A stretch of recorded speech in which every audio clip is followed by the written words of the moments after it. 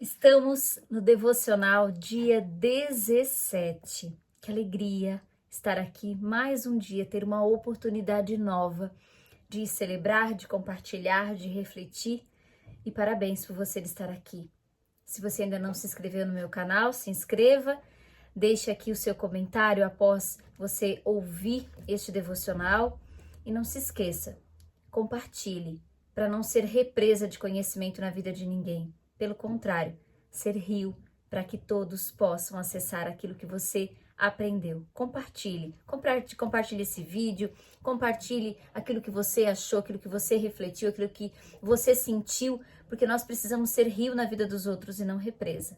E hoje, o título do nosso devocional é Um Lugar ao Qual Pertencer. Todo ser humano almeja pertencer a um clã, a um grupo, a uma família. E nós precisamos nos sentir pertencentes ao nosso Deus.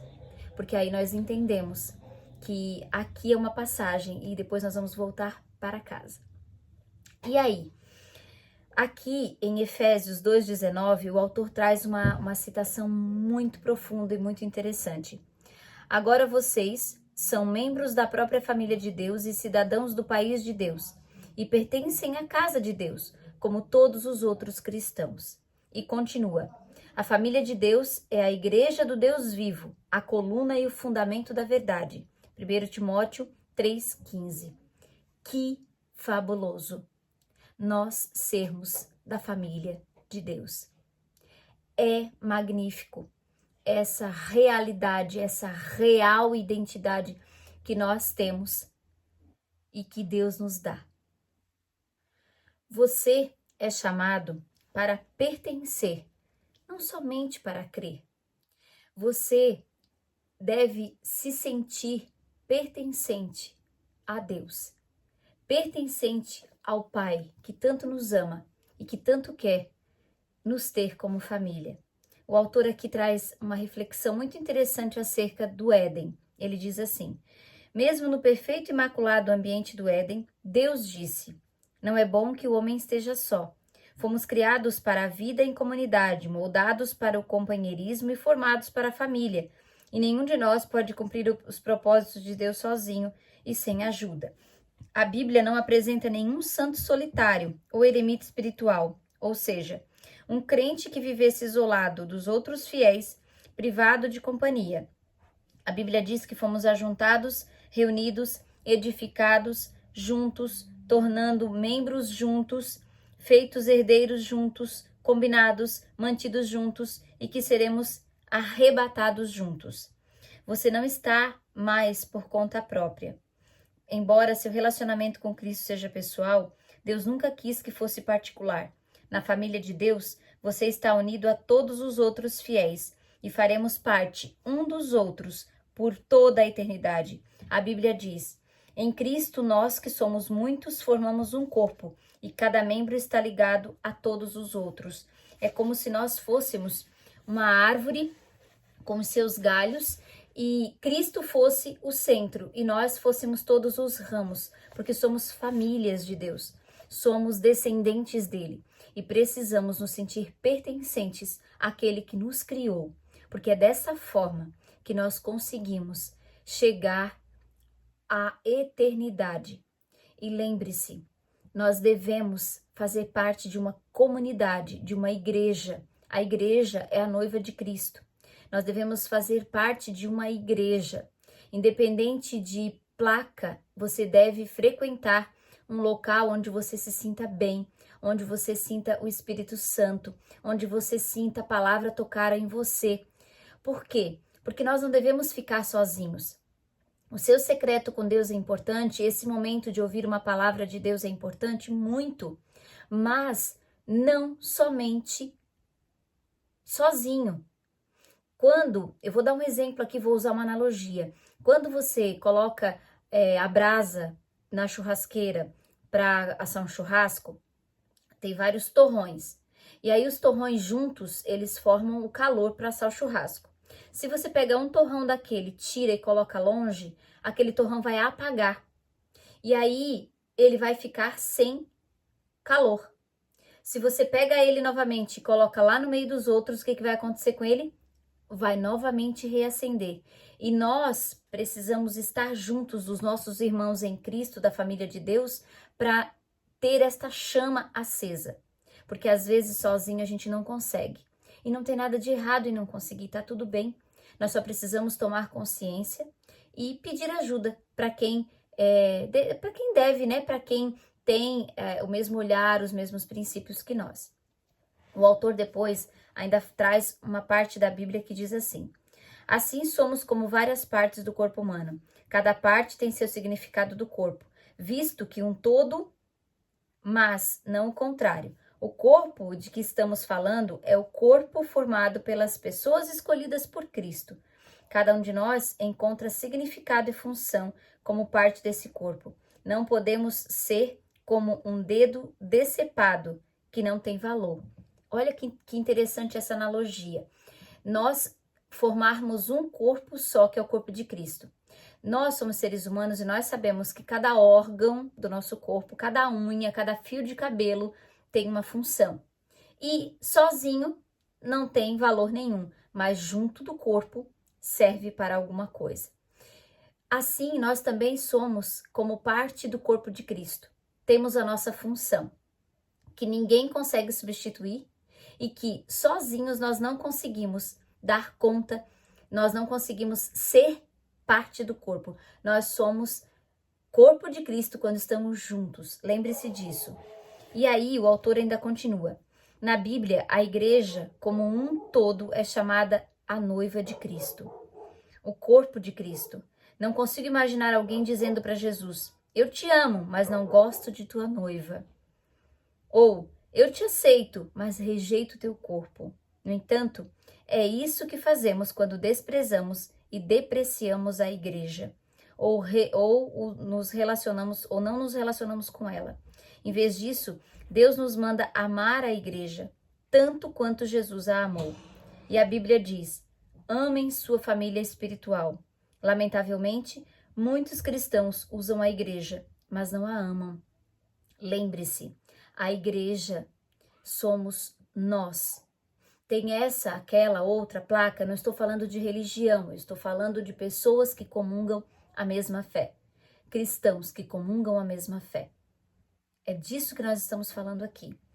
E nós precisamos entender quem são essas pessoas, quem é essa igreja.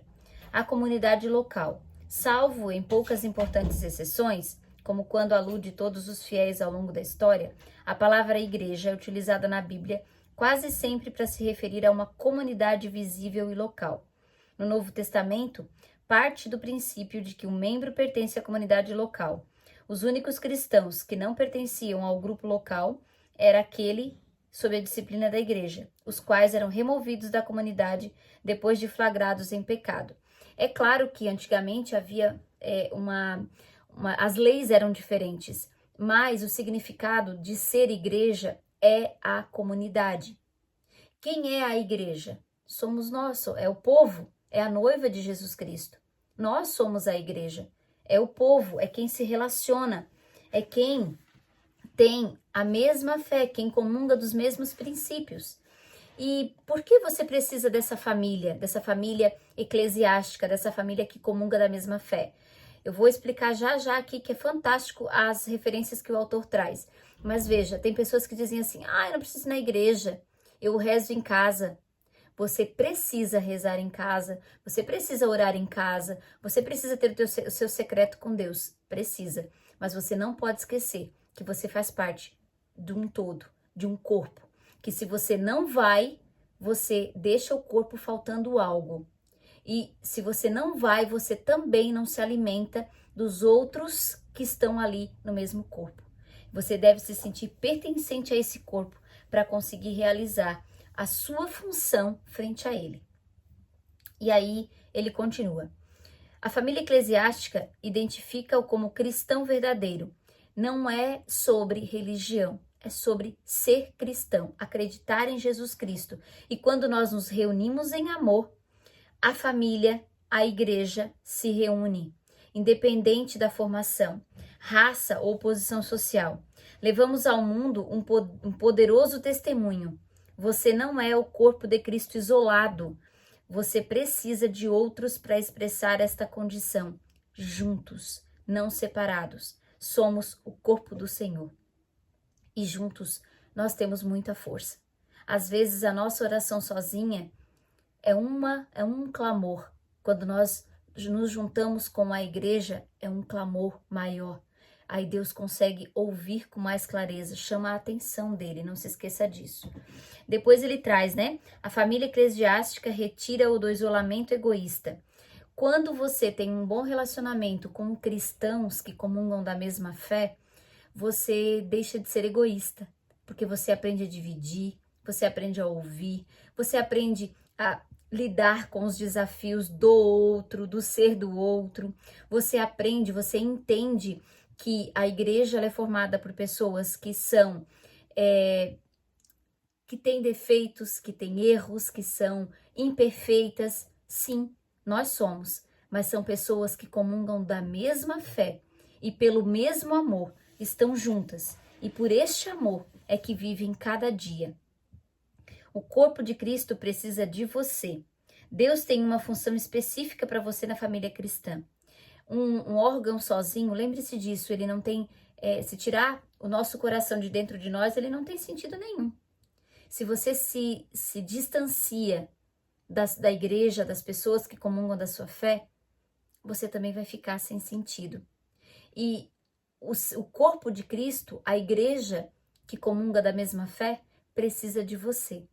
Você tem uma função específica e única dentro desse corpo. Você participará da missão de Cristo no mundo. Enquanto Jesus andou entre homens, Deus trabalhou por meio do corpo físico de Cristo.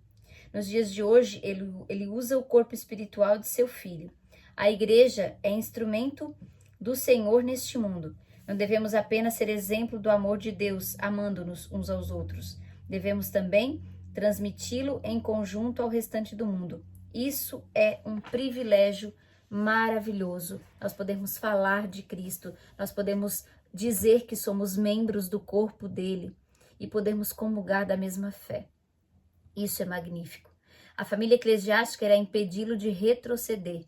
Quando você está dentro de uma igreja, dentro de uma família eclesiástica, de uma família da mesma fé, que caminha com você na mesma direção, eles não deixam você retroceder, eles não deixam você desanimar, eles não deixam você dar um passo em falso, pelo contrário, eles erguem você, eles motivam você, eles fazem com que você se sinta entusiasmados. Depois, tem aqui uma reflexão do autor que eu achei muito, muito interessante. Satanás exulta ao ver fiéis afastados, desligados da vida do corpo, isolados da família de Deus e indiferentes para os líderes espirituais, pois sabe que tais crentes estão indefesos e impotentes contra as suas estratégias. Olha só, quando você se afasta da igreja, Satanás celebra, porque você fica vulnerável. E aí, ele tem mais fácil acesso à sua vida. Pense nisso. Está tudo na igreja. Em meu livro, Uma Igreja com Propósito, explico, isso é o autor, né, que está falando. Explico como fazer parte de uma igreja saudável e essencial para viver uma vida saudável.